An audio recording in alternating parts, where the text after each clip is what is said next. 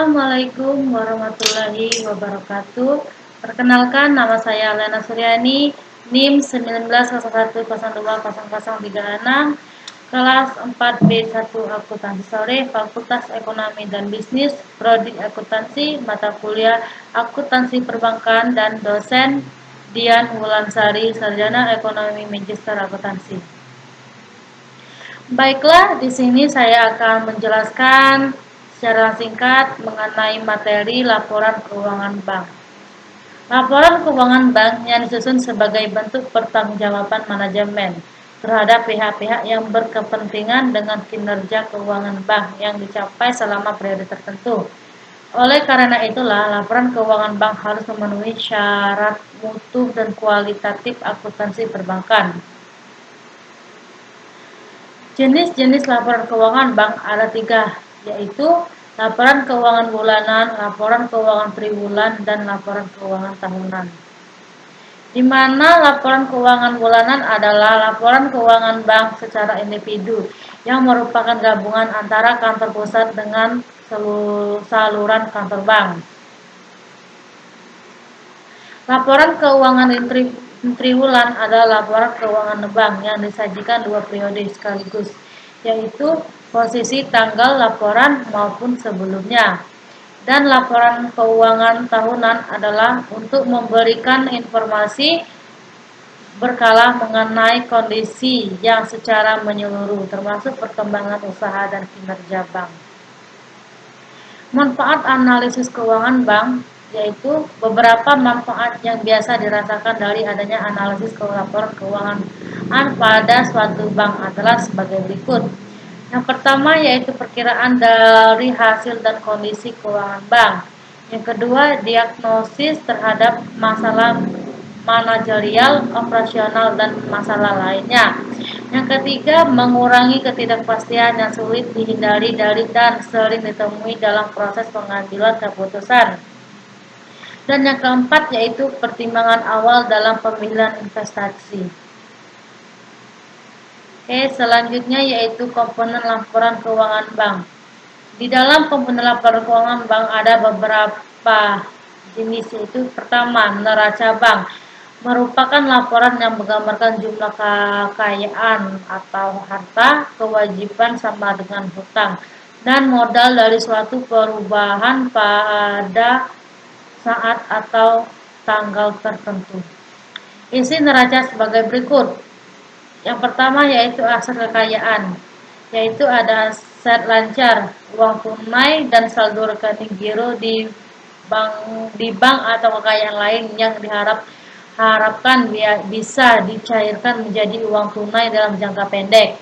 Yang kedua yaitu investasi jangka panjang, terdiri dari aset berjangka panjang, misalnya penyertaan dalam perusahaan dalam bentuk saham, obligasi, atau surat berharga lainnya. Yang ketiga yaitu aset tetap, aset berwujud yang digunakan untuk operasi normal. Suatu perusahaan mempunyai umur ekonomis lebih dari 1 tahun atau 1 siklus untuk dijual sebagai barang dagangan. Misalnya seperti tanah, gedung, dan peralatan kantor dan kendaraan lainnya. Oke, selanjutnya yaitu aset tak berwujud. Terdiri dari hak-hak istimewa atau posisi yang menguntungkan perusahaan dalam operasi memperoleh pendapatan, misalnya hak paten, hak cipta, merek dagang, atau logoan dan goodwill. B yaitu aset lain-lain. Untuk menampung aset-aset yang tidak bias digolongkan sebagai aset lancar, investasi jangka panjang yaitu ada aset tetap dan aset tak berwujud. Misalnya, mesin yang tidak dipakai dalam operasional. Yang kedua yaitu laporan laba rugi, di mana laporan yang menggambarkan jumlah penghasilan atau pendapatan dan biaya dari suatu perusahaan pada periode tertentu. Transaksi yang terjadi dalam pendekatan tersebut adalah dasar tunai, dasar waktu, pendapatan, beban, dan laba rugi. Yang ketiga yaitu laporan likuiditas aktiva produktif, yang mana diartikan sebagai jasa yang akan datang dalam bentuk uang atau jasa mendatang yang dapat ditukarkan menjadi uang. Nah, dalam artian kecuali menjadi uang kecuali jasa-jasa yang timbul dari kontrak yang belum dijalankan. Dan yang keempat yaitu laporan komitmen dan kontingensi pemerintah. Adalah suatu perikatan atau kontrak berupa janji yang tidak dapat dibatalkan secara sepihak dan harus dilaksanakan apabila persyaratan yang disepakati bersama dipenuhi. Misalnya, fasilitas pinjamnya uang terima, fasilitas kredit yang telah disetujui oleh bank. Oke, dan yang selanjutnya yaitu kontingensi, adalah tagihan atau kewajiban yang timbulnya tergantung pada jadi atau tidaknya satu atau lebih peristiwa di masa yang akan datang. Misalnya, garansi bank, L atau C yang dibatalkan, dan transaksi opsi valuta asing.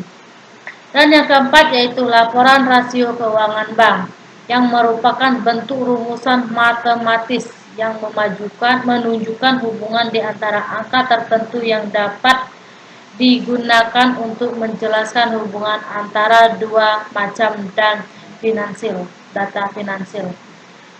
Maka rasio dapat digolongkan menjadi 4, yaitu rasio neraca, rasio laporan laba rugi, dan rasio antar laporan. Oke, mungkin segitu yang dapat saya jelaskan. Kurang lebihnya saya mohon maaf. Kepada saya mohon ampun. Saya akhiri. Wabillahi taufiq wal hidayah. Wassalamualaikum warahmatullahi wabarakatuh.